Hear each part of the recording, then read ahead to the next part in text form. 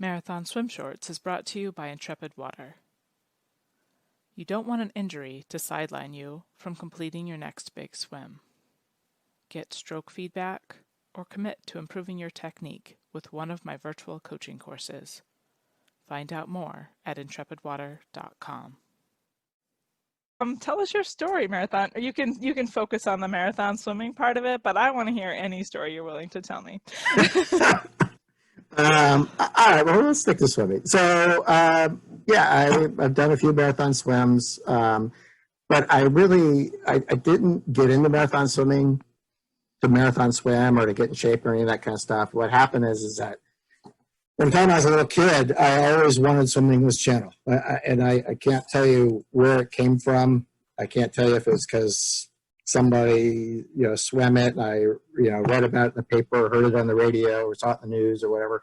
But from the time I was like 8 or 9 years old, even before I knew how to swim, I wanted to swim English Channel. And then, growing up in San Francisco Bay Area, right, I swam at Aquatic Park when I was 16 years old. I even did Alcatraz when I was 16. Wow. Did masters off and on, that kind of stuff, but never really focused on the marathon swimming stuff until I was 2 months before my 50th birthday, and I was like, holy guacamole, Batman, I'm running out of time. So I better get to it. And it took me, 4 years to get it done, and it was lots of trials and tribulations and pain along the way, but I got it done. So it was...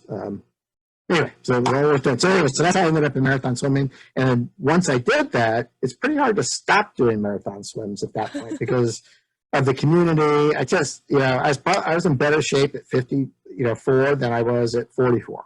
And I felt like I was getting a lot more out of life just by being in better shape and being more mobile and more active and all that kind of stuff.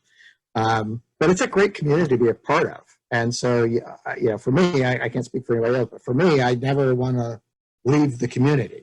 So not leaving the community, right? I have to keep swimming. So You're forced to. Right, I'm forced to twist my arm. But the reality is, right, from an emotional perspective, I could probably stop swimming at any time. I'm not one of those people that gets, I read everybody's, Facebook posts, and so many people just get joy from swimming. And I like the outcomes and I like the results, but usually during a marathon swim, I think I'm the world's dumbest person when I'm doing it, and I absolutely hate it, and it's torturous. The feeling at the end when you finish is fabulous, but during the swim itself, it's just really, it's like I feel like I failed the IQ test. What am I doing here?